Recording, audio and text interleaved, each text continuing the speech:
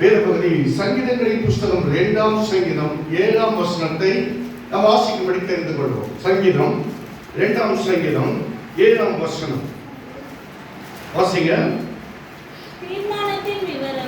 தீர்மானத்தின் விவரம் சொல்லுவேன். கர்த்தர் என்னை நோக்கி நீர் என்னுடைய குமாரன், இன்று நான் உம்மை ஜெனிப்பித்தேன். அந்த ஜெனிப்பித்தேன் என்கிற ஒரு வார்த்தையானது என்னன்னு கேட்டீங்கன்னா, இயேசுவை உயிரோடு கூட எழுப்பினதற்கு ஜெனிப்பித்தேன் என்கிற அந்த பொருள் பதம் அது. அதான் அப்போஸ்தலர் நடவடிக்கைகள் புத்தகத்தில் சொல்றாரு, எபிரேயர் புத்தகத்தில் சொல்றாரு. அது கொஞ்சம் தெரிஞ்சுக்கணுன்றதுக்காக தான் அதை நான் சொல்றேன். ஆனா செய்தி அதுவல்ல. ஆனா கவனிங்க, என்ன சொல்றாரு?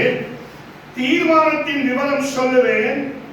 கர்த்தர் என்னை நோக்கி நீர் என்னுடைய குமாரன், என்று நான் உம்மை ஜெனிப்பித்தேன். இப்போ தேவன் பாருங்க, ஒரு தீர்மானத்தை தேவன் நிறைவேற்றும்படியாய் பிதாவாகிய தேவன் இயேசு கிறிஸ்துவோட பரிசுத்த ஆவியோட இந்த உலகத்தில் படைக்கப்பட்ட மக்களுக்கு ஒரு சிறப்பான தீர்மானத்தை நிறைவேற்ற வேண்டி இருக்கிறது. அந்த தீர்மானம் என்பது அவர்கள் மகிழ்ச்சியாய், அவர்கள் சுகமாய், அவர்கள் பாருங்க எல்லா விதத்திலும் வாழ்வடைந்து இருக்கும்படியாய், நல்ல தேவனை நாம் தெரிந்து கொண்டோம் என்கிற அறிக்கையை மக்கள் செய்யும்படியாக, இடைவிடாமல் தேவனை ஆராதிக்கும்படியாக பரிசுத்த வேதாகமத்தில் பல தீர்மானங்களை தேவன் நிறைவேற்றி இருக்கிறார். அதுல ஒரே ஒரு தீர்மானம் தான் நாம பார்க்க போறோம். அதுல ஒரே ஒரு தீர்மானம் தான். நீங்க நல்லா கவனிச்சீங்கன்னா, தீர்மானம் அப்படின்னா சில காரியங்களை கொஞ்சம் விளங்கிக் கொள்ள நமக்கு தெரியும், இருந்தாலும் அதை புரிந்து கொள்வது நல்லது என்று நான் நினைக்கிறேன். பாருங்க, இந்த பஞ்சாயத்து ஆபீஸ்ல பாருங்க, ஒவ்வொரு முக்கியமான நாட்களில அங்க மக்களை கூட்டி சில தீர்மானங்களை நிறைவேற்றுகிறார்கள். அந்த பஞ்சாயத்துல என்ன தீர்மானங்கள் நிறைவேற்றுகிறார்கள் என்றால், நம்முடைய இந்த லட்சிப்பாலவாக்கம் கிராமத்துக்கு நல்ல ரோடு வசதி இல்லை, அதனால ரோடு வசதி போட வேண்டி இருக்குது, இதை தீர்மானத்தில் ஏற்றுங்கள் அப்படி என்று சொல்லி கிராமத்து மக்கள் நம்ம ஏற்றுகிற போது அவைகளை பாருங்க ஒரு நோட்ல எழுதி எல்லாரும் கையெழுத்து போட்டு அதுக்குரிய வீடியோ ஆபீஸுக்கு அனுப்பி, அந்த வீடியோ ஆபீஸ்ல இருந்து இந்த லட்சிப்பாலவாக்க கிராமத்தில் இருக்கிற ஜனங்கள் தங்களுடைய வழியை சரி செய்யும்படியாய், இந்த ரோடு அமைத்துக் கொடுக்கும்படியாய் தீர்மானம் நிறைவேற்றி கலெக்டர் ஆபீஸுக்கு அனுப்பி இருக்கிறார்கள். அதனுடைய முழு தொகை எவ்வளவு செலவாகும் என்பதை அவங்க என்ன பண்ணுவாங்கன்னா முதலமைச்சர் ஆபீஸுக்கு அனுப்புவாங்க. இங்கதான் போகும் தீர்மானம். இந்த தீர்மானத்தின் படிதான் நம்முடைய கிராமங்களில லைட் வசதி இல்லையா, வீடுகள் கட்டப்படவில்லையா, மக்கள் வேலை இல்லாமல் இருக்கிறார்களா, இப்படிதான் எல்லாத்தையும் தீர்மானம் பண்ணுவார்கள். தமிழக அரசாங்கமே அங்க கூட்டம் கூடி பேசுவதெல்லாம் எதுக்காகனா, மக்களுக்காக என்ன காரியங்களை செய்தால் அவர்கள் மகிழ்ச்சியாக இருப்பார்கள், அவர்கள் சந்தோஷமாக இருப்பார்கள் என்ற தீர்மானத்தை நிறைவேற்றுவதற்காக தான் இங்கிருந்து தொகுதிகளிலே எம்எல்ஏவாக செய்து அவர்கள் போய் அங்கே கூடுகிற போதெல்லாம் அவருடைய தொகுதியில என்ன தேவைப்படுகிறது என்பதை சொல்லி அதை அங்கே பேசி அதை நிறைவேற்றுவார்கள். அதுக்கு தான் நாடாளுமன்றம், அதுக்கு தான் பாராளுமன்றம், அதுக்கு தான் நம்முடைய நரேந்திர மோடி உள்துறை அமைச்சர் அமித்ஷா அவர்களும் இருக்கிறது. அதுக்கு தான் எனக்கு தீர்மானம் நிறைவேற்றி மக்களை வாழ வைப்பதற்காக. ஆனா பாருங்க, நீங்க நல்லா கவனிச்சீங்கன்னா, சில தீர்மானங்களை நிறைவேற்றுவார்கள், சில தீர்மானங்களுக்கு நாட்களை எடுத்துக் கொள்வார்கள், சில தீர்மானங்கள் நிறைவேற்றப்படாமல் போய்விடும். ஏன்னா கவர்மெண்ட் மாறிடுச்சுன்னா அந்த தீர்மானத்துக்கு மேல அக்கறை வைக்க மாட்டாங்க, அந்த தீர்மானத்தை எல்லாம் கண்டுக்காம விட்டுருவாங்க, அதை நிறைவேற்ற வேண்டிய அவசியம் இல்லை. ஏன்னா அவங்களுக்கு பேர் வந்திருக்கிறதுக்காக இங்க புதுசா வந்த ஆட்சியாளர்கள் அந்த தீர்மானத்தை நிறைவேற்ற மாட்டாங்க. ஆனா நாம பார்க்க போது வானத்தையும் பூமியை உண்டாக்கின பரிசுத்தமுள்ள தேவாதி தேவனுடைய தீர்மானம், எனக்காக உங்களுக்காக எழுதி கொடுத்த பரிசுத்த தீர்மானத்தை இன்றைய நாட்களில் நாம் பார்க்க போகிறோம். அநேக தீர்மானங்கள் குடும்பத்தை குறித்து, வளர்ச்சியை குறித்து, மகிழ்ச்சியை குறித்து, வாழ்வாதாரத்தை குறித்து, எதிர்கால திட்டங்களை குறித்து பாருங்க. உலகத்தில் கிறிஸ்துவை ஏற்றுக்கொண்ட மக்களுடைய அந்த வாழ்க்கை நிலைமைகள் எந்த விதத்தில் இருக்க வேண்டும், அவருடைய குடும்பம் எப்படி எல்லாம் இருக்க வேண்டும் என்கிற 6000 வாக்குத்தத்தங்களை கர்த்தர் கொடுத்திருக்கிறார். எத்தனை வாக்குத்தத்தங்கள்? 6000 வாக்குத்தத்தங்களை கர்த்தர் கொடுத்திருக்கிறார். அது என்னுடையது, எனக்கானவைகள். அது உங்களுடையது, உங்களுக்கானவைகள். அவைகளை எடுத்துக்கொள்ள வேண்டும், அவைகளை அனுபவிக்க வேண்டும். அவைகளை தேவன் கொடுத்து விட்டார், அவைகளை எடுக்க வேண்டும். அதுதான் இந்த தீர்மானம். தீர்மானத்துல ஒரு காரியத்தை தான் நாம் பார்க்க போறோம் அப்படின்னு சொல்லியிருக்கு. அது ரொம்ப முக்கியமான ஒரு தீர்மானத்தை நாம் பார்க்க போறோம். அதுக்கு யாத்திராகமத்தின் புஸ்தகம் 23ஆம் அதிகாரத்தை திருப்பிக் கொள்வோம். யாத்திராகமத்தின் புஸ்தகம் 23ஆம் அதிகாரம் 25வது வசனத்தை வாசிக்கும்படி தெரிந்து கொள்வோம். உங்கள் தேவனாகிய கர்த்தரையே சேவிக்க கடவீர்கள். உங்கள் தேவனாகிய கர்த்தரையே சேவிக்க கடவீர்கள். அவர் உன் அப்பத்தையும் உன் தண்ணீரையும் ஆசீர்வதிப்பார். வியாதியை முன்னிலிருந்து விலக்குவேன். பாருங்க, ஒரு தீர்மானத்தை இங்க சொல்றார்.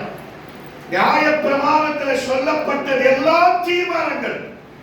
நியாயப்பிரமாணத்தில் சாபத்தை சொல்லி இருக்கிறாரு, நியாயப்பிரமாணத்தில் ஆசீர்வாதத்தை சொல்லி இருக்கிறாரு, நியாயப்பிரமாணத்தில் மனுஷனுடைய பாவங்கள் எப்படி பாருங்க ஒரு மிருகத்துடைய வழியிலிருந்து அவருடைய பாவத்தை நிவர்த்தி செய்கிற காரியங்களை சொல்லி இருக்கிறார். இவையெல்லாம் தீர்மானங்களின் படிதான் நிறைவேற்றப்பட்டிருக்கிறது என்பதை நாம் தெளிவாக புரிந்து கொள்ள வேண்டும். பாருங்க, உலகத்துல நான் சொன்ன மறுபடியும் சொல்றேன், உலகத்துல சொல்லுகிற தீர்மானங்கள் நிறைவேற்றப்படாமல் போகலாம், அவைகள் கைவிடப்படலாம். ஆனால் தேவன் சொல்லுகிற தீர்மானங்கள் மாத்திரம் நிறைவேற்றப்படாமல் இருக்காது. அதை அவரே நிறைவேற்றினார். அதை ஆண்டவராகிய இயேசு கிறிஸ்து நிறைவேற்றினார்.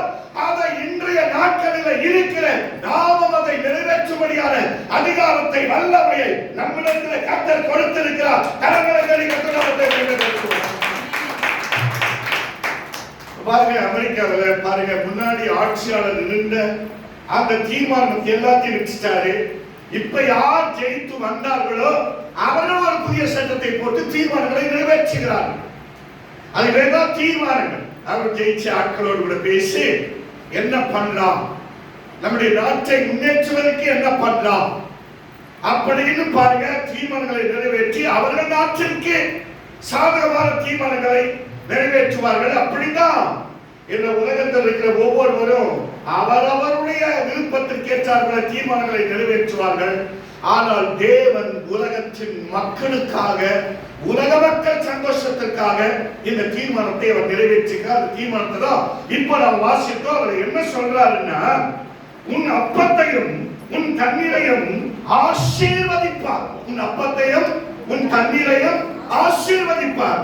அப்ப கீழே பாருங்க என்ன சொல்றாரு, வியாதியை முன்னிலிருந்து விலக்குவேன். அந்த வியாதியை முன்னிலிருந்து விலக்குவேன். அப்பதான் நல்லா கவனிங்க, ஒரு காரியத்தை பார்க்க போகிறோம் என்று சொன்னேனே, ஒரே ஒரு காரியம் என்னன்னா வியாதியின் பிரச்சனைகள். நல்லா கவனிங்க, வியாதியின் பிரச்சனைகள் இந்த உலகத்துல பாருங்க அப்படியே மனுஷங்களை உருக்குலைய வைக்கிறது. வியாதியின் பிரச்சனைகள் மனுஷர்களை வருத்தப்பட வைக்கிறது. வியாதியின் பிரச்சனைகள் மக்களை பாருங்க இல்லாத நிலைமைகளை கொண்டு போய் விடுகிறது. வியாதியின் பிரச்சனைகள் மக்களை பாருங்க அலைகழிக்க விடுகிறது, அலைகழிக்க விடுகிறது. பாருங்க தலைவலி தாங்க முடியல அப்படின்னா பிரச்சனையா பேசுறோம். தலைவலிக்குது எனக்கு, என்னால ஒன்றும் செய்ய முடியல. பாருங்க வயிற்று வலிக்குது எனக்கு, என்னால ஒன்றும் செய்ய முடியல. கால் வலி எனக்கு, வயசான முட்டி வலி எனக்கு. ஒரு காரியத்தை மட்டும் நான் உங்ககிட்ட கேட்கணும்னு விரும்புறேன். நல்லா கவனிங்க, ஒரு 50 வயசு ஆயிடுச்சுன்னா 50 வயசு ஆயிடுச்சுன்னா நீங்க என்ன சொல்றீங்க? என்ன சொல்றீங்க நீங்க? 50 வயசு ஆயிட்டா வயசாயிடுச்சு, ஒரு 60 வயசு ஆயிடுச்சு, 50-60 வயசு ஆயிடுச்சு. 60 வயசு ஆயிட்டா முட்டி வலி வரும் இல்லையா? 50 வயசு 60 வயசு ஆயிட்டா முட்டி வலி வரும். இது நம்ம சொல்றது பைபிள் அப்படி இல்லை. தீர்மானம் என்ன? என்னை எப்படி பைபிள் பார்க்கிறது? என்னை குறித்து தேவன் எப்படி பேசுறார்? நான் என்ன பேசுறேன்? நாம பேசுறதை வச்சு பைபிளை கலக்கக்கூடாது. பைபிள் என்ன பேசுகிறதோ அதை வைத்துதான் நாம் பேச வேண்டும். நல்ல கவனிக்க, அதை வச்சுதான் நாம் பேசணும். பைபிள் என்ன சொல்லுதுன்னா, 100 வயசானவர்களும் வாலிபர்கள் என்று எண்ணப்படுவார்கள். எத்தனை வயசு? 100 வயசு தான் தேவன் உங்களை எப்படி பார்க்கிறாரு?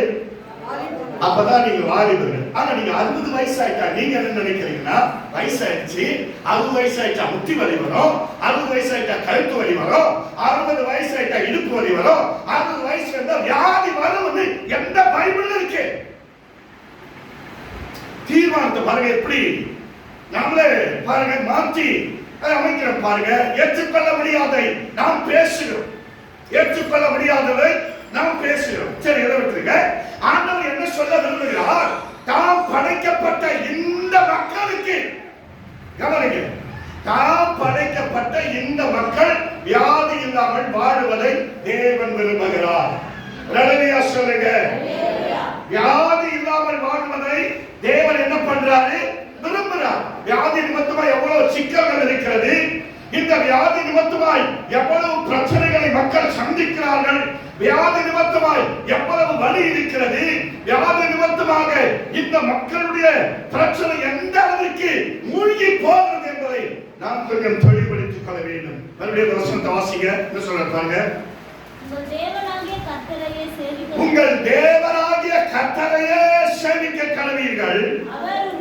அவர் உன் அப்பத்தையும் உன் தண்ணீரையும் ஆசீர்வதிக்கிறார். அப்பத்தை ஆசீர்வதிக்கிறார், தண்ணீரை ஆசீர்வதிக்கிறார். கீழே என்ன சொல்றார் பாருங்க? வியாதி உன்னிலிருந்து விலக்குவேன். பாருங்க, வியாதி இல்லாம வாழ்க்கை செய்ய முடியும் என்பதை தேவன் பிராமிஸ் பண்றார். தேவன் என்ன பண்றாரு?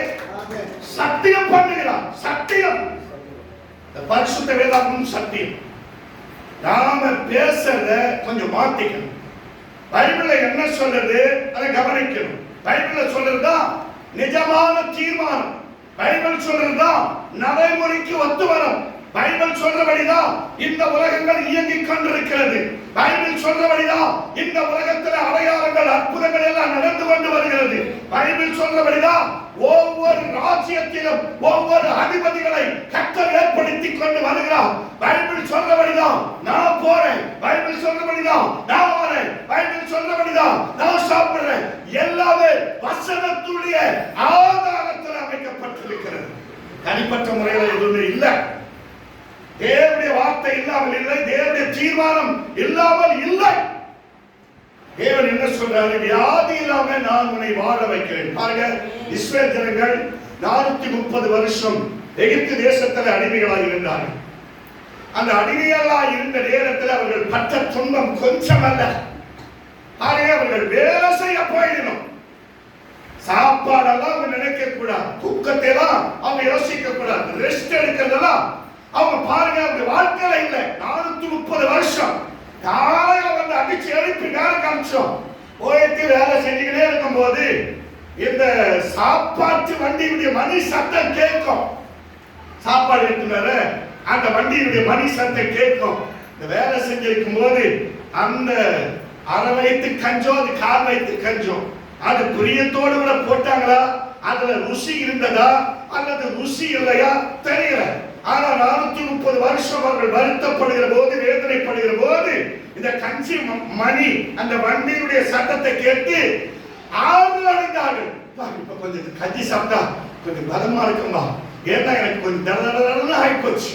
இன்னும் கொஞ்சம் நேரத்துல இந்த வண்டி சத்தம் கேட்காது, அவ்வளவுதான். சாப்பாடு பிரச்சனை அவர்களுக்கு. பாருங்க, அந்த மக்களை விடுதலை கொடுத்து சிவந்த சமுத்திரத்தை கடந்து வரும்படி செய்து சூப்பர் பிரியமாக ஆராய்ச்சியாளர்கள் கண்டுபிடித்திருக்கிறார்கள். 20 வருஷமாக அந்த இஸ்ரவேல் ஜனங்களிலே ஒரே ஒரு சின்ன வியாதி கூட வந்தது இல்லையா? எத்தனை வருஷம்? 20 வருஷம். கரங்களை தெரிவிக்க எத்தனை வருஷம்? தேவன் சொன்ன வார்த்தை, தேவன் எழுதி வைத்த வார்த்தை. என்ன சொல்றாரு? வியாதியை முன்னிலிருந்து விலக்குவேன், வியாதியை முன்னிலிருந்து விலக்குவேன். நாம பேசுறது எப்படின்னா பாருங்க, நாம பேசுறது எப்படின்னா தேவன் வியாதியை விலக்குகிறார், வியாதி இல்லாமல் வாழ்க்கையை கொடுக்கிறார், வியாதியை அப்புறப்படுத்துகிறார். அதுக்கு ஆதாரமா ஏராளமான வசனங்களை வச்சிருக்கிறார். எகிப்து தேசத்துல வந்த வாதைகள் ஒன்றும் உனக்கு வராது சொல்றார். பாருங்க, வியாதி உன்னிருந்து விலக்குவேன், வாதை உன் கூடாரத்தை அணுகாது, அவனை நிறுத்த வாஞ்சியா இருக்கிறபடினால் அவனை நான் விடுவிப்பேன். எவ்வளவு வசனங்களை சொல்லி வச்சிருக்கார்கள். வருத்தப்பட்டு வாரம் சுரக்கவில்லை, எல்லோரும் இடத்துல வாருங்கள், நான் உங்களுக்கு இளைப்பாறுதலை தருவேன். இயேசு சொன்ன வார்த்தை. தேவன் தம்முடைய ஒரே பேரான குமாரனை விசுவாசிக்கிற எவனோ அவன் கெட்டு போகாமல் நித்திய ஜீவனை அடையும்படிக்கு அவரை தந்தருளி இவ்வளவாய் உலகத்தில் அன்பு கூர்ந்து. பாருங்க, கெட்டு போய்விடுவோம். வியாதி வந்தால் நம்முடைய வருமானங்கள் நம்மிடத்திலிருந்து எடுக்கப்படுகிறது. பாருங்க, ஒரு வியாதி, அந்த வியாதி நிமித்தம் மருத்துவ போகும்போது ஒரு செக்அப் பண்ணிடலாம், ஒரு டெஸ்ட் எடுத்துடலாம், பிளட் டெஸ்ட் எடுத்துடலாம், யூரின் டெஸ்ட் எடுத்துடலாம், ஒரு ஸ்கேன் பண்ணி பார்த்துடலாம். அப்படியே படிப்படியாக நம்முடைய பணத்தை எல்லாத்தையும் டெஸ்டிங்களை பாருங்க ஒன்றுமில்லாமல் பண்ணி விடுகிறான். ஆண்டவருடைய வார்த்தை என்ன சொல்கிறது? வியாதியை விலக்குவேன் என்று சொன்னாரே தேவன், எனக்குள்ள வியாதி இருப்பதை தேவன் அனுமதிக்கிறது இல்லையே. எத்தனை பேர் விசுவாசிக்கிறீங்க வியாதியெல்லாம் நமக்கு வராது? டவுட்டாக இருக்குது இல்லையா? டவுட்டாக இருக்குது இல்லையா? சரி, இப்போ கலாத்தியர் புஸ்தகம் 3ஆம் அதிகாரம் 13வது வசனம் வாசிங்க. கலாத்தியர் நிருபம் 3ஆம் அதிகாரம் 13வது வசனம் வாசிக்குமா? எழுதியா? நம்ம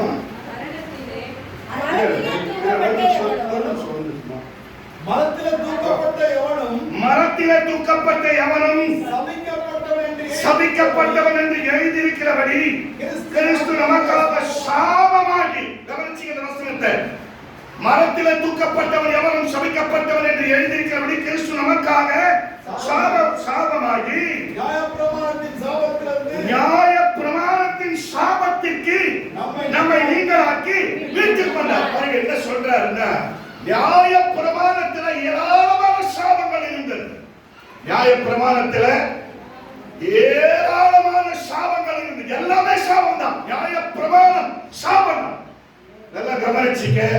நியாய பிரமாணத்தின் சாபம் எங்க இருக்குன்னா, உபாகமத்தின் புஸ்தகம் 28ஆம் அதிகாரம் 15ஆம் வசனத்திலிருந்து 68ஆம் வசனம் வரைக்கும் நியாய பிரமாணத்தின் சாபம் வீட்டுக்கு போய் படிச்சு பாருங்க. நியாய பிரமாணத்தின் சாபம், அந்த சாபத்தை படிக்கிறேன், என்னால தாங்க முடியல. அந்த சாபத்தை படித்து பார்க்கிறேன். இவ்வளவு பெரிய அச்சகரை நான் தேவனாக அறிந்து கொள்வதற்கு அவர் எனக்கு கொஞ்சம் கிருபையை தந்தாரு. எவ்வளவு பெரிய சாபங்கள்! நியாய பிரமாணத்தின் சாபத்தை சும்மா எழுத முடியாது. அப்படியே சாதாரணமா படிச்சுட்டு அப்படியே எழுத முடியாது. அந்த சாபம் எல்லாம் ஒன்றுமில்லாமல் என்னை மீட்டெடுத்தாரே இயேசுவை மீட்டெடுத்தார். நியாய பிரமாணத்தின் சாபத்திலிருந்து மீட்டெடுத்துட்டு என்ன பண்றாரு பாருங்க. 14வது வசனத்தை வாசிங்க. ஆபிரகாமுக்கு உண்டான ஆசீர்வாதம் கிறிஸ்து இயேசுவினால் புறஜாதிகளுக்கு வரும்படியாக ஆவியை குறித்து சொல்லப்பட்ட வாக்குத்தத்தத்தை நாம் விசுவாசத்தினால பெறும்படியாக இப்படி ஆயிடுச்சு. அப்படின்னா ஆபிரகாமுக்கு கர்த்தர் ஒரு ஆசீர்வாதத்தை கொடுத்தார். அந்த ஆசீர்வாதம் என்னன்னு கேட்டீங்கன்னா, பாருங்க, வாழ்க்கையில அவன் வியாதி இல்லாதவனாக வாழ்ந்தான். ரொம்ப ஆசீர்வாதம் இருக்கு, இப்ப பார்க்க முடியாது. ரொம்ப ஆசீர்வாதம். என்ன சொல்றாரு? இயேசு நியாயப்பிரமாணத்தின் சாபமா மாறிட்டார். கல்வாரி சிலுவையில் நியாயப்பிரமாணத்தின் சாபங்களுக்கு உட்பட்டிருந்தோம். பாருங்க, நம்ம எல்லாரும் அக்கிரமம் செய்கிறவர்களாயிரும். நம்ம எல்லாரும் யாரா இருந்தோம்? நல்ல கவனிச்சிக்க. அக்கிரமம் செய்கிறவன், அநியாயம் செய்கிறவன், கெட்ட புத்தி உடையவர்கள், நல்ல எண்ணம் இல்லாதவர்கள், குடும்பங்களை அழிக்கிறவர்கள், ஒருவரும் முன்னேறக்கூடாது என்கிற எண்ணத்தை உடையவர்கள், தான் மாத்திரம் வாழ்ந்தால் போதும் என்று சொல்லி நினைக்கிற சுயநலம் உள்ளவர்கள், பாருங்க, உலகத்தில் விரும்புகிற எல்லா பாவத்தையும் செய்து நின்ற போதுதான், நல்லா கவனிச்சுக்க, எல்லா பாவத்தையும் செய்து நின்ற போதுதான் இயேசுவுடைய அன்பு நம்மை ரட்சித்தது. புரியுதா உங்களுக்கு? புரியுதா? கொஞ்சம் விளக்கம். நாம் பாவிகள். பரிசுத்தமாயிட்டு நான் ஞானஸ்நானம் எடுத்தேன் அப்படின்னு ஒரு ஆள் சொல்லு. நான் பரிசுத்தமான பிறகு நம்ம ஞானஸ்நானம் எடுத்தேன் அப்படின்னு ஒரு ஆள் சொல்லு. யாராவது இருக்கீங்களா? பைபிள் என்ன சொல்லுது பாருங்க. பாவம், அக்கிரமம், அநியாயம் பாருங்க, இந்த உலகத்துடைய இச்சைகளில் சிக்கிக் கொண்டிருக்கும் போதுதான் இயேசுவின் அன்பு, தேவனுடைய அன்பு இயேசு கிறிஸ்து மூலமா வந்து, நீ பாவியா இருந்தாலும் பரவாயில்லப்பா, நீ பாப்பா நான் ரட்சிக்கிறேன்னு அந்த பாவத்தோட, அந்த அக்கிரமத்தோட, அந்த அநியாயத்தோட, அந்த கெட்ட சிந்தையோட வாழ்ந்திருந்த என்ன அன்பு வைத்து தேவன் ரட்சித்தான். வாசிக்கலாம். அவங்களுக்கு 5ஆம் அதிகாரம் 8வது வருஷம் 9வது வருஷத்தை வாசிக்க தெளிவா புரியும் பாருங்க.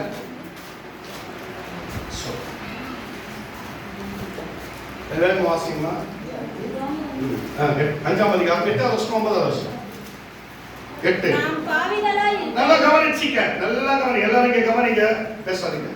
நாம் பாவிகளா இருக்கையில் கிறிஸ்து நமக்காக மரித்ததினாலே தேவன் நம்மேல் வைத்த தமது அன்பை விலகப்படுகிறார். பாருங்க எப்படி அந்த வசனம் சொல்லுது பாருங்க. நாம் எல்லாரும் பாவிகள். இயேசு நம்மை ரட்சிப்பதற்கு முன்பதாக நாம் எல்லாரும் பாவிகளா இருக்கும்போது கிறிஸ்து நம்ம மேல வச்ச அன்புனால அவருடைய ரட்சிப்பை நமக்கு கொடுத்தார். ரட்சிப்பு கொடுத்தார். இப்போ 9வது வருஷத்தை வாசிங்க. 9வது வருஷத்தை வாசிங்க. இப்படி நான் அவருடைய ரத்தத்தினாலே நீதிமான்கள் ஆக்கப்பட்டிருக்க, கோப ஆக்கினைக்கு நீங்களாக அவராலே நாம் ரட்சிக்கப்படுவது அதிக நிச்சயமாக. இதெல்லாம் கவனிச்சுக்க. 8வது வருஷம் நம்மளை பாவிகள் என்று சொல்லுகிறது. 8வது வசனத்துல பாவிகளா இருக்கும்போது இயேசு நம்மை ரட்சித்தார். 9வது வசனம் சொல்லுது, இயேசுவின் ரத்தத்தினாலே நீங்கள் ஞானஸ்நானம் எடுக்கப்பட்ட போது, இயேசுவின் ரத்தத்தினாலே நீங்கள் பரிசுத்தமாக்கப்பட்ட அந்த நாளிலே பாருங்க என்ன சொல்லுது, இயேசுவின் ரத்தத்தினாலே நீங்கள் நீதிமான்களாக்கப்பட்டீர்கள். பாவிகளா இருந்து நம்ம இயேசு யாரா மாத்துறாரு? இப்ப என்ன சொல்லணும்? நம்மள பாவின்னு சொன்னோமா நீதிமான் சொல்லணுமா? ஆனா ஜபத்துல என்ன சொல்றீங்க? ஆண்டவரே இந்த பாவியுடைய ஜபத்தை கேளுங்க ஆண்டவரே, இந்த ஏழையுடைய ஜபத்தை கேளுங்க ஆண்டவரே, இந்த பாவிக்கு கொஞ்சமான இறங்குங்க. அவர் தான் பாவத்தில் இருந்து பாவின்னு சொல்லி இயேசுவின் ரத்தத்தை சிந்தி உன்னை நீதிமானாக்கினார்னு சொல்லி இருக்கு. நீதிமான் ஆட்சி பிறகு நீயே பாவின்னு சொல்ற. ஏன் சொல்ற? அப்ப பைபிள் சரியா பார்க்கல. பைபிள் தீர்மானம் என்னன்னு நமக்கு தெரியல. இன்னும் பைபிள் என்ன சொல்லி வச்சுக்கிறது நம்ம தெரியல. உன் வாயிலாக அறிக்கை, நீ அறிக்கையிடு. ஆமா சொல்லி வச்சிருக்கிறாரு, தேவனுடைய வசனம் சொன்னபடியாலே நான் நீதிமான், நான் பாவி அல்ல. அதை சொல்ல தைரியவான். அதை சொல்றதுதான் விசுவாசம் சொல்றார். அந்த விசுவாசத்தை துவக்கினாதான் இந்த இயேசுவின் அந்த மகத்தான காரியங்களை கண்டுகொள்ள முடியும். புரியுதா? என்ன சொல்றாரு? இந்த கல்வாரி சிலுவையில இயேசு நம்முடைய பாடுகளுக்காக அடிக்க ஒப்பு கொடுக்கப்பட்ட போது பேதுருவின் புத்தகத்தில் சொல்றாரு, அவருடைய காயத்தின் தழும்புகளாலே நீங்கள் குணமானீர்கள். கரகத்தை நீங்க சொன்னாங்க உண்மையா கட்டு, குணமானபடியா கட்டு, விடுதலை கிடைக்கபடியா கட்டு. உனக்குள்ள இருக்கிற அந்த இயேசுவின் நாமம் பெரிய சேவையை கட்டு. பாவினா வியாதி இருக்குதான் செய். நான் நீதிமான் என்று சொல்லுகிற போது இயேசுவின் காயத்தின் தழும்புகளாலே நான் நீதிமானாக்கப்பட்ட. திரும்ப சொல்லு, ஒரு வீட்டுல சொல்லு, படுக்கமாக சொல்லு, நான் இயேசுவின் ரத்தத்தினால நீதிமானாக்கப்பட்டது சொல்லும் போது அவருடைய காயத்தின் தழும்புகளில் இருந்து நான் விடுதலை பெற்றேன். என்ன என் கிறிஸ்தவத்துக்குள்ள என்ன சிக்கல் கேட்டீங்கன்னா, 2 பிரச்சனை சாதாரணமாக ஏற்றுக்கொள்ள மாட்டார்கள். 2 பிரச்சனை கிறிஸ்தவர்கள் ஏற்றுக்கொள்ள மாட்டார்கள். ஏன்னு கேட்டீங்கன்னா, அப்படி சத்தியம் உபதேசிக்கப்பட்டு விட்டது. ஒண்ணு வியாதினா அத இயேசுவே தந்து இயேசுவே நீக்கிறார். வியாதியை இயேசுவே தந்து இயேசுவே நீக்கிறார். இயேசுவே சோதிச்சு இயேசுவே சோதனைகள் இருந்து விடுதலை. பாருங்க, இயேசுவே சோதிக்கிறார். இயேசு எனக்கு இந்த வியாதி கொடுத்திருக்கிறார், இயேசு எனக்கு வியாதி கொடுத்திருக்கிறார். இதெல்லாம் சொல்லுவோம். பாருங்க பாருங்க, இந்த உலகத்துல பார்ப்பா நான் பத்திரமா வாழறேன். இப்படி ஒரு வாழ்க்கையை தேவன் எனக்கு கொடுத்துட்டார். ரெண்டு காரியம், அதுல ரெண்டு வரும், அதுல ஒண்ணு வரும், அது ரெண்டு காரியம். பாருங்க, உலகத்துல தரித்திரமாய் வாழ்வதை தேவன் விரும்பல. எத்தனை பேர் விசுவாசிக்கிறீங்க? நாம தரிதரா இருக்கும் போது இயேசு நம்மை தரித்திரத்திலிருந்து என்ன வாக்குனாரு? என்ன வாக்குனாரு? ஐஸ்வர்யனா யாரு? பணக்காரன் இல்லையா? எல்லா பொண்ணும் பொருளும் செல்வமும் உடையவன் இல்லையா? இயேசு நாம் தரிதரா இருக்கிற இயேசு நமக்காக இந்த கல்வாரி சிலுவைகளை இந்த பாவை அனுபவித்ததினால அவருடைய தரித்திரத்தினால நாம் ஐஸ்வர்யனாக மாற்றப்பட்டோம். நல்ல வாழ்க்கை, குறைவில்லாத வாழ்க்கை. ஆண்டவர் அதே சொல்றார். அப்பத்தாட்சி இல்லாததும் குறைபடாதமான தேசம், பாலும் தேனும் ஓடுகிறதும் நலமும் விசாலமான தேசம், அது கானான் தேசம். அது இஸ்ரவேல் ஜனங்களுக்கு. அப்படி நீங்க சொல்ற இல்ல, அது இஸ்ரவேல் ஜனங்களுக்கு கொடுத்தாலும் அந்த வாழ்க்கை தான் நமக்கு கொடுக்க இயேசு இந்த உலகத்துல வந்தார். வியாதி இல்லாம, இந்த உலகத்துடைய சிக்கல் இல்லாம நான் வாழ்வதற்காக இயேசு இந்த உலகத்துல வந்தார். அதனால அவருடைய காயத்தின் தழும்புகளாலே சுகமானேன், குணமாகிறேன். அப்படிதான் பேதுரு புத்தகத்துல அற்புதமா எழுதப்பட்டிருக்கும். பாருங்க, இப்போ லூக்கா சுவிசேஷத்துக்கு திருப்பி கொள்வோம். 4ஆம் அதிகாரம், லூக்கா சுவிசேஷம் 4ஆம் அதிகாரம் 18வது வசனத்தை வாசிங்க. 18. கர்த்தருடைய ஆவியானவர் என்மேல் இருக்கிறார், தரித்திரருக்கு சுவிசேஷம் பிரசங்கிக்கும்படி என்னை அபிஷேகம் பண்ணினார். இருதயம் நறுங்குண்டவர்களையும் குணமாக்கவும், சிறைப்பட்டவர்களுக்கு விடுதலையையும், குருடருக்கு பார்வையையும் பிரசித்தப்படுத்தவும், நறுங்குண்டவர்களை விடுதலையாக்கவும். பாருங்க, இயேசு என்ன காரியத்தை செய்றார்? தேவன் என்ன சோதிக்கிறார்பா? தேவன் சோதிக்கிறவர் அல்ல. நல்லா கவனிக்க, தேவன் சோதிக்கிறவர் அல்ல. நல்லா கவனிச்சுக்க. என்ன பார்ப்பா, வியாதியில ரொம்ப கஷ்டப்படுத்துறாரு, வியாதியில கஷ்டப்படுத்துறாரு. வியாதியை கொடுப்பதும் தேவன் அல்ல. இயேசு சோதிக்கிறவரும் அல்ல, இயேசு வியாதியை கொடுக்கிறவரும் அல்ல. ஆனா நம்முடைய வாயிலிருந்து வார்த்தை எப்படி வருதுன்னா, ரொம்ப உடம்பெல்லாம் முடியல, ஆண்டவர் யாரும் சோதிக்கிறார். பாருங்க, தீர்மானம் என்ன சொல்றதை விட்டுட்டோம். நாம வாயின் வார்த்தைகளை எப்படி கொண்டாட பாருங்க. தேவனை வியாதியில விட்டுட்டான். குடும்பம் அப்படியே தத்தளிக்குது. என்ன பண்றதுன்னு தெரியல. நாங்க என்ன செய்ய போறோம் தெரியல. பண பிரச்சனை, சாப்பாட்டு பிரச்சனை, பிள்ளைகளை மகிழ்ச்சியோடு புசிக்க வைக்கும்படியான பணமோ பணங்களை இல்லாதனால கஷ்டப்படுத்துறேன். நான் கஷ்டப்படும்படியா பாரு, தேவன் என்னை விட்டுட்டார். தேவன் கஷ்டத்துல விட மாட்டார், வியாதியில விட மாட்டார். எத்தனை பேர் விசுவாசிக்கிறீங்க? சொல்லுங்க. ஏன்னா நான் சொல்றது சொல்லுங்க. தேவன் கஷ்டத்துல விடுவதில்லை, அவர் சோதிக்கிறவரும் அல்ல. அதை சொல்லிக்கினே இருக்கும், அதை சொல்லிக்கினே இருக்கும்.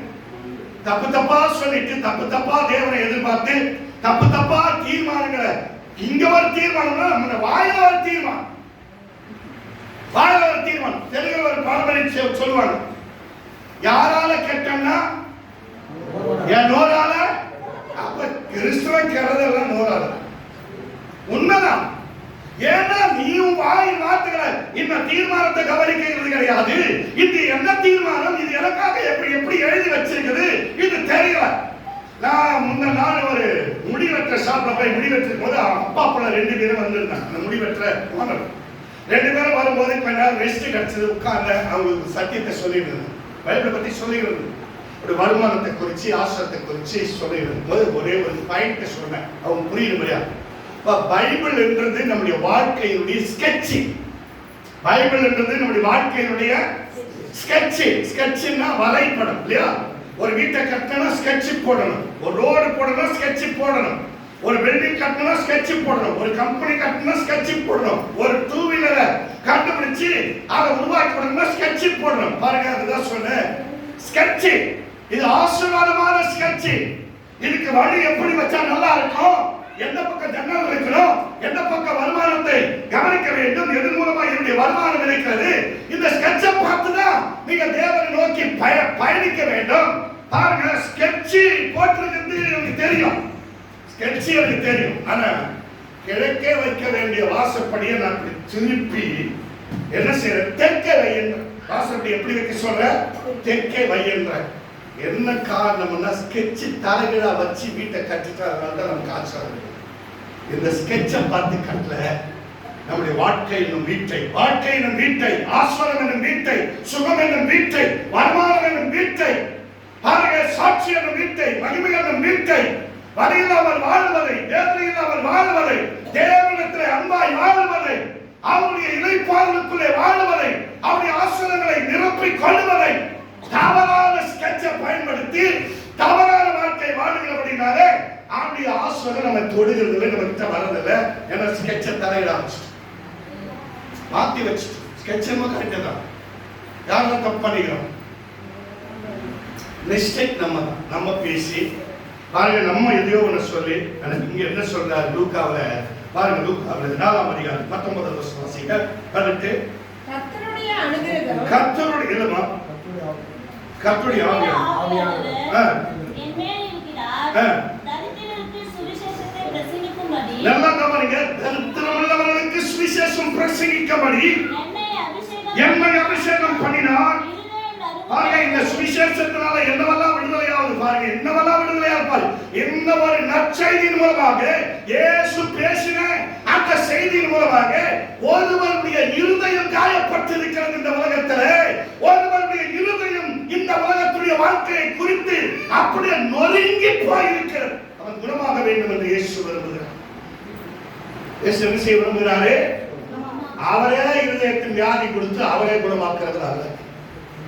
அவர் வந்த போது பாருங்க, அவர் வந்த போது அவர் இந்த உலகத்தில் பிரவேசித்து இந்த உலகத்தில் விசேஷ ஊழியத்தை அவர் கையில் எடுத்த போது உலகத்தில் இருக்கிற மக்கள் முதலாவது வியாதியிலிருந்து அவர்கள் விடுதலையாக வேண்டும் என்கிற நோக்கத்தோடு பிரசங்கத்தை செய்தார்.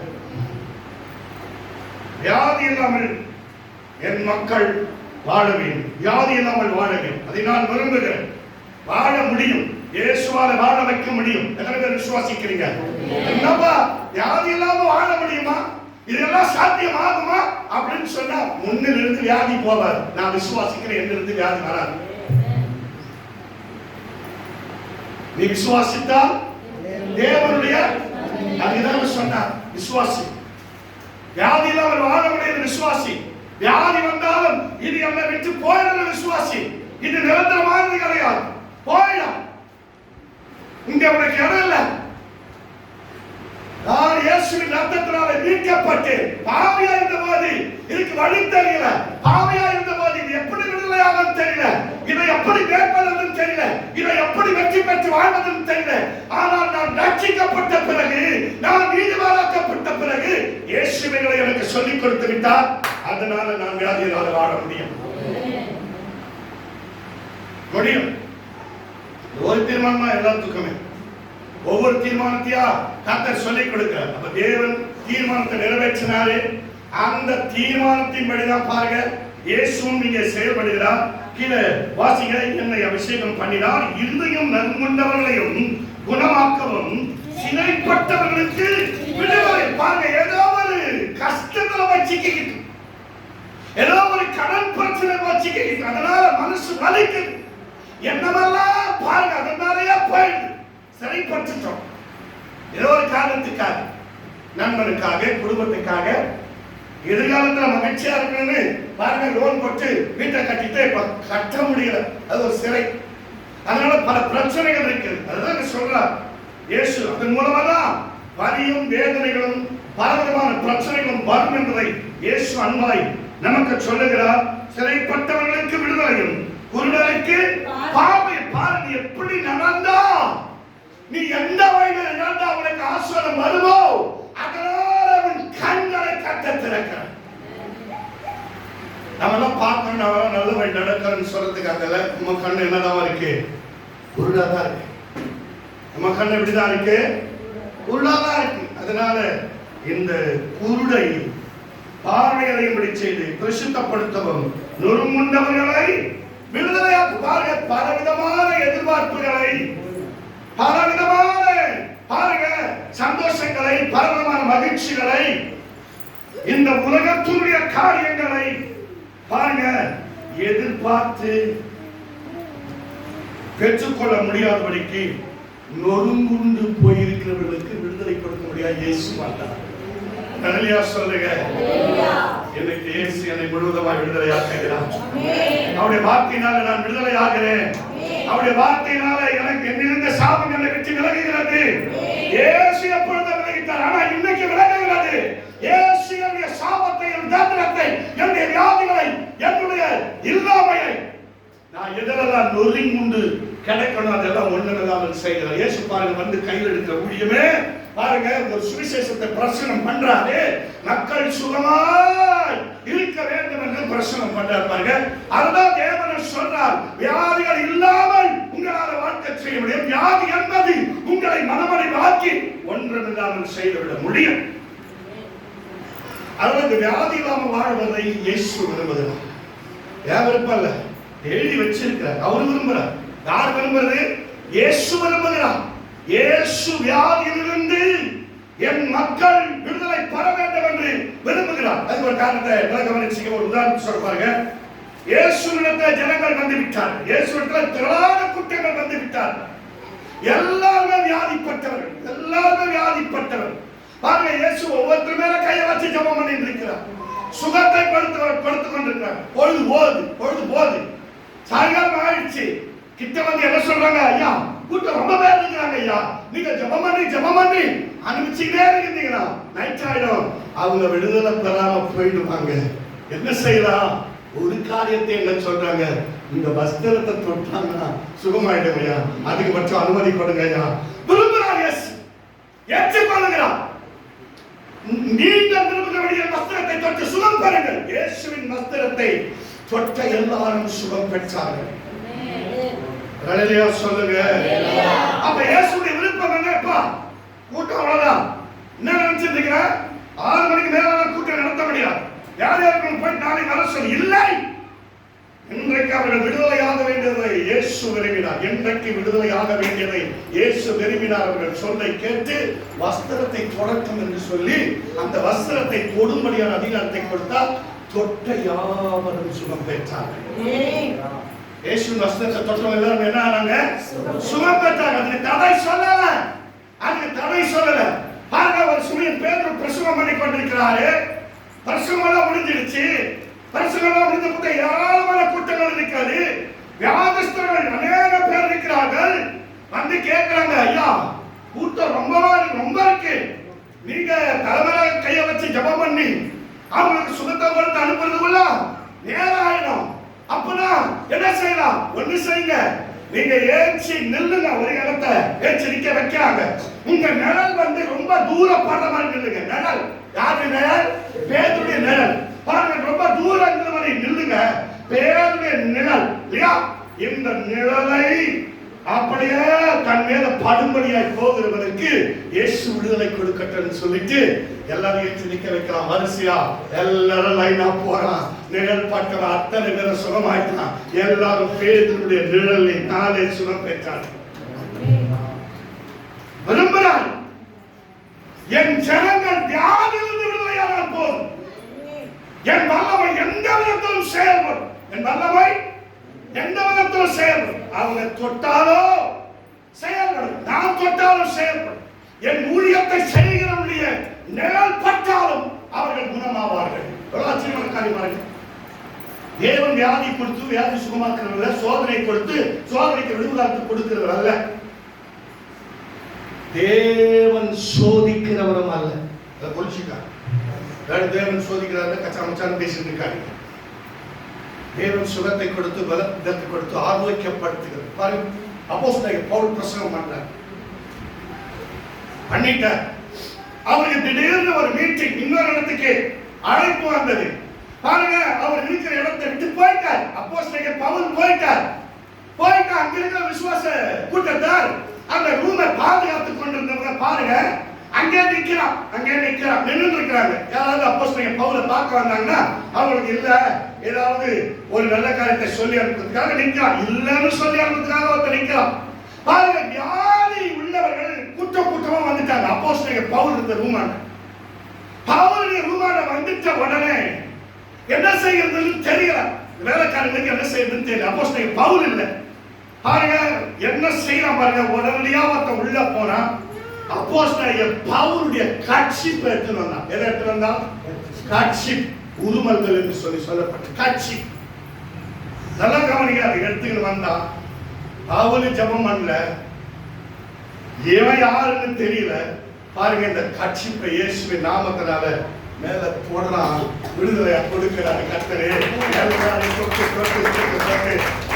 ஒரு மிகப்பெரிய வியாதி விடுதலை யாருமே இல்லாத நேரத்தில் ஒரு மனுஷன் விசுவாசித்து அவனுடைய கட்சிப்பை எடுத்து வியாதிஸ்தர்கள் போடும் போது பாருங்க விடுதலையாகும். இந்த வியாதிகள் எதுக்கு சொல்லப்பட்டிருக்கிறது? சும்மா படிச்சுட்டு அது ஏதோ என் வாழ்க்கையில கர்த்தர் வியாதி இல்லாமல் நடத்துவதற்காக தான் இதை சாட்சியாக கர்த்தர் அறிவிச்சிருக்கிறார். என் வாழ்க்கை, நம்முடைய எல்லாருடைய வாழ்க்கை. அப்ப எனக்கு வியாதி வரும்போது இயேசுவை நோக்கி பார்த்து, தேவன் இந்த வியாதி எனக்குள்ள இருக்கக்கூடாது என்று உங்களுடைய பிரமாணங்கள் சொல்லுகிறது, உங்களுடைய தீர்மானங்கள் சொல்லுகிறது. பாருங்க, இதை செய்ய வேண்டும் என்று நீரும் சொல்லி இருக்கிறேன். அதனால நான் ஜெபிக்கிறேன், வியாதிகள் இல்லாதபடிக்கு என்னை வழி நடத்த கர்த்தர் வல்லவராக இருக்கிறீர். இதை நான் விசுவாசிக்கிறேன். வியாதி இல்லாமல், வியாதி எல்லாம் பாருங்க 100% நம்ம நல்லா இருக்கும். பாருங்க, நம்முடைய குடும்பம் எல்லாம் ஒரு அழலியா சொல்லுங்க, நல்லா இருக்கும் பாருங்க. 100% நல்லா இருக்கும் பாருங்க. பாருங்க, ஒரு அம்மா 12 வருஷமா ரத்தப்போக்கு, 12 வருஷமா பெரும்பாடு ஸ்திரீ என்று பைபிள் சொல்லும். 12 வருஷமா ரத்தப்போக்கு. அவர்கள் நிலங்களை விற்றார்கள். அவருடைய ஐஸ்வர்யம் அழிக்கப்பட்டு போய்விட்டது. ஒரே ஒரு மருத்துவன் கூட சற்றாகிலும் குணமடையவில்லை. ரொம்ப வருத்தமும் கஷ்டமும் தான் நமக்கு வந்துச்சு. பாருங்க, யாரோ ஒருத்தர் போயிட்டேமா, இயேசுன்னு ஒரு ரட்சகர் இடமா இருக்கிறாரு, எருசலேமில் இருக்கிறாரோ கலிலேயாவில் இருக்கிறாரோ ஏதோ ஒரு இடத்துல ஊழியம் செஞ்சிருக்கிறாருமா, அவர்கிட்ட போயிட்டேனா உன்னுடைய 12 வருஷத்துடைய அந்த ரத்த போக்கை இயேசு நிறுத்துவார் அப்படின்னு சொல்லிட்டான். பாருங்க, சொல்லிட்டாங்க. அதே சொல்ல ஆரம்பிச்சிருச்சு அந்த அம்மா. நான் இயேசுவிடத்தில் போவேன், அவர் வஸ்திரத்தை தொடுவேன், நான் சுகம் பெற்றுக் கொள்வேன். பாருங்க, யாரும் உபதேசம் பண்ணல, யாரும் ஒரு பாஸ்டிங் பிரேயர் கூப்பிடல. வாமா, காத்திருப்பு ஜெப கூட்டத்துல நீ ஒரு 40 நாள் இருக்கணுமா? வாமா, 3 நாள் உபவாசமும் கண்ணீரும் அழுகவே இருக்கணுமா? இல்ல, இயேசுவின் வார்த்தை சொன்னாங்க. உன்னுடைய ரத்த போக்கு நிற்க வேண்டுமானால் இயேசுவை நோக்கி பயணிக்கலாம். பாருங்க, அந்த அம்மா அதே சொல்லுது, இயேசுவை நான் பார்ப்பேன், அவருடைய வஸ்திரத்தை தொடுவேன், எனக்கு சுகம் கிடைக்கும். பாருங்க, வேற வார்த்தையே சொல்லல. பாருங்க, வேற வார்த்தையே சொல்லல. எவ்வளவு சொத்தா இஷ்டமே, கொஞ்சம் கூட குணமாவிய, எவ்வளவு டாக்டர்களை பார்த்துட்டேன், இவ்வளோ டாக்டர் பார்த்துட்டேன். இயேசு என்ன பண்ண போறாரு அதெல்லாம் சொல்ல பாருங்க. இயேசு என்ன பண்ண போறாரு? அவர் தான் பண்ணுவார், அவரால் தான் முடியும். என் வாழ்க்கையில நான் வாழுகிற நாள் வரைக்கும் என்னை சுகத்தோடு கூட காப்பாற்றக்கூடிய அதிகாரத்தை அவர் கொடுத்திருக்கிறார். நான் சுகத்தோடு வாழ்வதை அவர் கொடுத்திருக்கிறார். ஒரு தீர்மானத்தினுடைய காரியம். சரி, இந்த தீர்மானத்தை பிதாவாகிய தேவன் நிறைவேற்றினார், அவரே செஞ்சார். அதே தீர்மானத்தை ஆண்டவராகிய இயேசு கிறிஸ்து பயன்படுத்தினார்.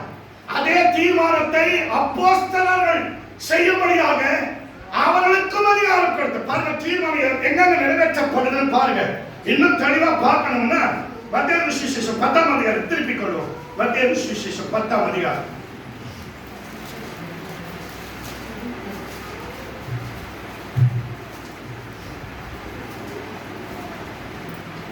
8வது வசனத்தை வாசிங்க. 8வது வசனம், வியாதி உள்ளவர்களை சுத்தமாக்குங்கள், குஷ்டரோகிகளை சுத்தம் பண்ணுங்கள், மரித்தோரை எழுப்புங்கள், விசுவாசிகளை திருத்துங்கள், இலவசமாய் பெற்றீர்கள், இலவசமாய் கொடுங்கள். பாருங்க, இந்த தீர்மானம் தேவன் நிறைவேற்றினது, பரலோகத்தின் தேவன் நிறைவேற்றினது.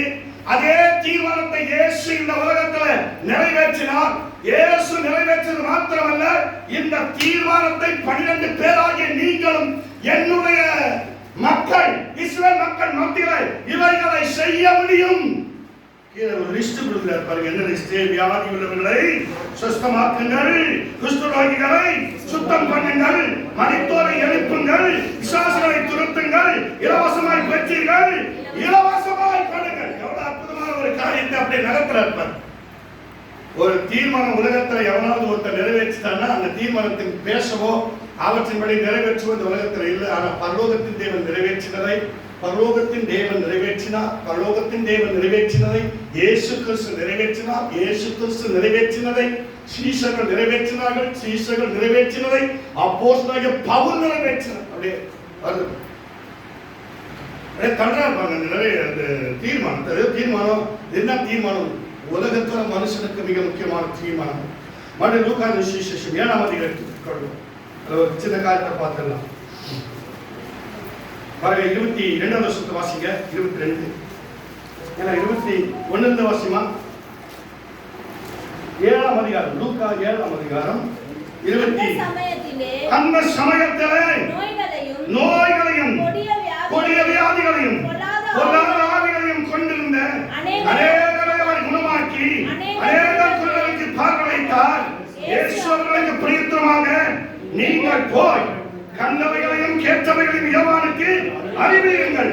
குருடர் பார்வையடைகிறார்கள், சப்பானிகள் நடக்கிறார்கள், குஷ்டரோகிகள் சுத்தமாகிறார்கள், செவிடர் கேட்கிறார்கள், மரித்தோர் எழுந்திருக்கிறார்கள், தரித்திரருக்கு சுவிசேஷம் பிரசங்கிக்கப்படுகிறது. சுவிசேஷம் தான் நம்முடைய வாழ்க்கையுடைய மாற்றம், நம்முடைய தரித்திரத்திலிருந்து மாற்றத்தை கொடுக்கக்கூடிய. இந்த உலகத்துல தரித்திரம் எப்படி வந்துச்சு? நம்மால்தான் வந்துச்சு. ஒவ்வொருத்தருடைய தரித்திரம் எப்படி வந்துச்சு? அவரவர்கள் பேசின அவரவருடைய பழக்க வழக்கத்தினால்தான் வந்துச்சு. இந்த பிள்ளையால யாம்புல கட்டான்னு சும்மா, இந்த குடும்பம் என் குடும்பத்தை கெட்டுச்சு, இவங்களாலதான் நான் நல்லா இல்லாம போயிட்டேன் சும்மா. இயேசுவும் பிள்ளையோடு கூட இருந்திருந்தா, இயேசுவும் குடும்பத்தோடு கூட இருந்திருந்தா உலகத்துல கெடுக்கிறவன் யாருமே இல்லை. சுவாசிக்கிறீங்களா? அதனால இனிமே எவனையும் பார்த்து கெடுத்தவன் சொல்லாதீங்க. பிள்ளைய ஆசிரியர் பக்கத்து பிள்ளைய ஆசிரியர் எவ்வளவு அழகா சொல்றாரு, எவ்வளவு அற்புதமா சொல்றாரு. அப்படியே அவரிடத்துல இருந்த சீசரிடத்துல, அவரிடத்துல இருந்த அப்போஸ்தலர் பவுலிடத்துல இருந்து கொடுத்துட்டு இவன் பாருங்க சபையாருக்கு அதை கொடுக்கிறார். அது ஆச்சரியமான காரியம்.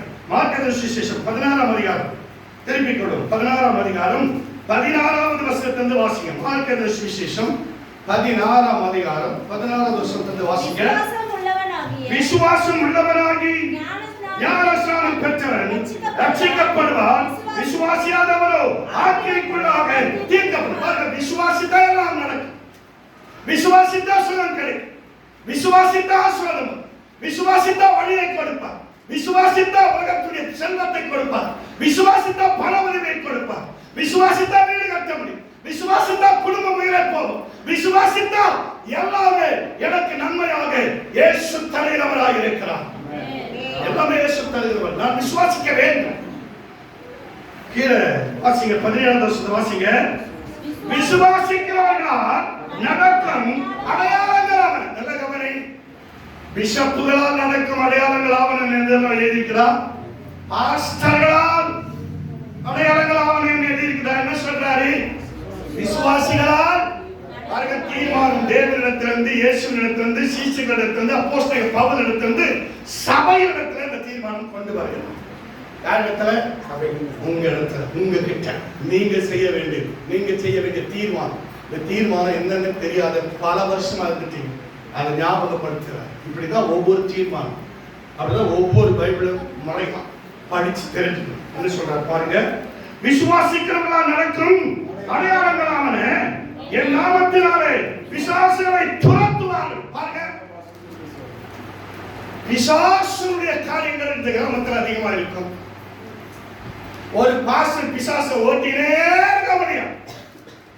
ஒட்டுமொத்த கிராமத்தை ஜனங்களை சேர்ந்தா பிசாசு இந்த கிராமத்தில் இருக்க மாட்டான். அல்லேலூயா சொல்லுங்க. வீட்டாண்டிய வர மாட்டான். ஒரு அல்லேலூயா சொல்லுங்க. என்ன சொல்றாரு? உங்களுடைய தீர்மானத்துடைய அந்த அதிகாரம் என்ன சொல்றாரு? உங்களால என்ன செய்ய முடியும்னு சொல்றார். நான் என்ன தீர்மானம் எழுதி வச்சுக்கணும் முதல்ல பாருங்க. இந்த தீர்மானம் உனக்குரியது, சபைக்குரியது, சபையுடைய விசுவாசிகளுக்குரியது. விசுவாசிக்கிறவர்களால் நடக்கும் அடையாளங்களாவன, என் நாமத்தினாலே பிசாசுகளை துரத்துவார்கள், நவமான வாசைகளை பேசுவார்கள், சர்ப்பங்களை எடுப்பார்கள், சாவுக்கு ஏதுவான அவர்களை சேதப்படுத்தாது, வியாதிஸ்தர்கள் கைகளை வைப்பார்கள், அப்பொழுது அவர்கள் சுஸ்தமாவார்கள். எவ்வளவு அதிகாரத்தை உங்களிடம் கொடுத்திருப்பார்? எவ்வளவு அதிகாரம் உங்ககிட்ட தான் இருக்குது. சபை செயல்படாதனால தான் இன்னைக்கு சபை ரொம்ப அப்படியே லிமிட்ல போயிருக்கு. எழுந்து பிரகாசிக்காத காரணம் இதுதான். நம்ம கிட்ட கொடுத்தத நாம செயல்படுத்த முடியாத அவர் என்கிட்ட கொடுத்த தீர்மானத்தை மாட்சி குப்பத்துல போட்டு வச்ச. என்ன சொல்றாருங்க? யாருக்கு சொல்றாரு? சரியான முறை புரிஞ்சுக்கணும், படிச்சு என்னெல்லாம் வியாதிஸ்தர் மேல கையை வைக்க சொல்றாரு. யாரு? உங்களை வியாதிஸ்தர் மேல யாரை கையை வைக்க சொல்றாரு? பாஸ்டர்கள் பிறகு வருவாங்க, அவங்களுக்கு இன்னொரு லிஸ்ட் இருக்கு. அவ்வளோ தனிப்பட்டவர்கள் ஸ்பெஷலா வருவாங்க. அவர்களுக்கு அந்த ரூட்டை மாற்றி கொடுத்துருக்கிறார். இன்றைய நாட்களுடைய தீர்மானம் உங்களுக்கு தேவனுடைய தீர்மானம், இயேசு கிறிஸ்து செயல்படுத்துகிற தீர்மானம், அப்போஸ்தலர்கள் செயல்படுத்துகிற தீர்மானம், அப்போஸ்தலர் பவுல் செயல்படுத்துகிற தீர்மானம். பாருங்க, இன்றைக்கு சபைக்கு அதை கொடுத்திருக்கிறார். சபை விசுவாசிகள் அதை செய்ய வேண்டி இருக்கிறது. அதை செய்யாதபடினாலே சபை இன்னைக்கு லிமிட்டா சுகம் இல்லாம போல, லிமிட்டா பலவீனப்பட்டது போல, லிமிட்டா ஏதோ ஒரு பிரச்சனை சிக்கி தவிக்கிறது போல போய் கொண்டிருக்கிறதுக்கு என்ன காரணம்னா, சபையார் இந்த தீர்மானத்தை கையில் எடுக்காதபடினால.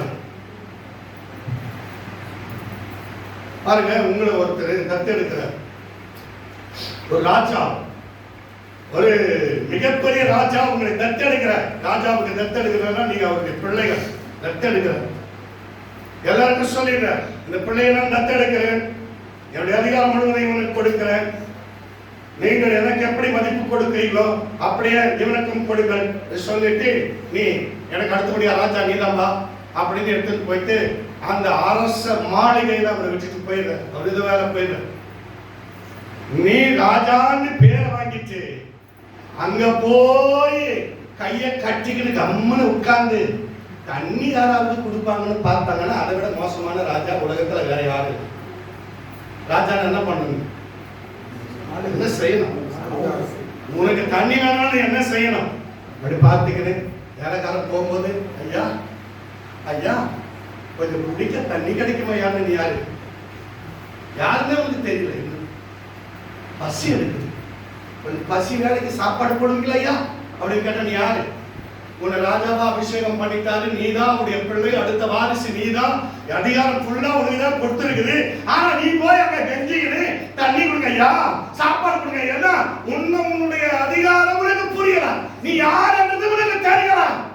அப்பதான் பாருங்க, இந்த வியாதிகள் நம்மை பார்த்து பயப்பட வேண்டும், பிசாசுகள் நம்மை பார்த்து நடுங்க வேண்டும், சர்ப்பங்கள் நாம் கையில் எடுப்போம், சாவுக்கு ஏதுவான ஒன்றும் நம்மை அணுகாது, வியாதிகள் கையை வைப்பே அவர்கள் விடுதலை ஆவார்கள் என்ற ராஜாவுடைய கேட்டல. ராஜாவுடைய பிள்ளை கவனிச்சிக்க, ராஜாவுடைய பிள்ளை கெஞ்சி கிடைக்காத கே தட்டணும். யாருங்க? எஜமா குடிக்க தண்ணி கொண்டு வா. அதான் அதிகாரம். வந்து கையை தட்டினா போதும், சத்தத்தை கூட நிற்பா. யாருங்க? ஐயா சொல்லுங்க ஐயா, நான் சாப்பிட வேண்டும். ஆயத்தப்படுத்து. டேபிள்ல போனா, ராஜாவுடைய டேபிள்ல போனா சும்மா வகை வகை வகை வகையா வச்சிருப்பாங்க. சாப்பிடுறதுக்கு கொஞ்சம் கஞ்சி இருக்குமாமா அப்படின்னு கேட்டா தீர்மானத்தை ஒன்றும் புரிஞ்சு அதிகாரத்தை என்ன பண்ணல புரிஞ்சுக்கணும். அதான் கஞ்சி குடிச்சிருங்க.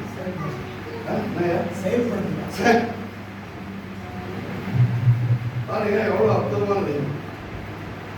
அவரை போலவே, இயேசுவை போலவே, 12 அப்போஸ்தலரை போலவே, பவுலை போலவே சபை செயல்பட வேண்டும் என்று சபைக்கு இந்த அதிகாரத்தை கர்த்தர் கொடுத்திருக்கிறார். எனக்கும் கொடுத்திருக்கிறார். நான் பயன்படுத்துவேன், ஜனங்களுக்காக பயன்படுத்துவேன். கர்த்தர் சொன்ன தீர்மானத்தை நிறைவேற்றுவேன். என் சபையில தேவன் மகிமையாய் வெளிப்பட்டிருக்கிறார். அவருடைய மகிமையை சொல்லி சொல்லி நான் ஜெயத்தோடு கூட வாழுவேன். கர்த்தர் என்னை ஆசீர்வதிப்பாராக அப்படின்னு சொல்லி உங்க ஊழியத்தை செஞ்சு பாருங்க. கர்த்தர் உங்களை ஆசீர்வதிப்பார். கர்த்தர் தாமே இந்த வேத வசனங்களை ஆசீர்வதித்து வழிநடத்துவாராக. ஆமென்.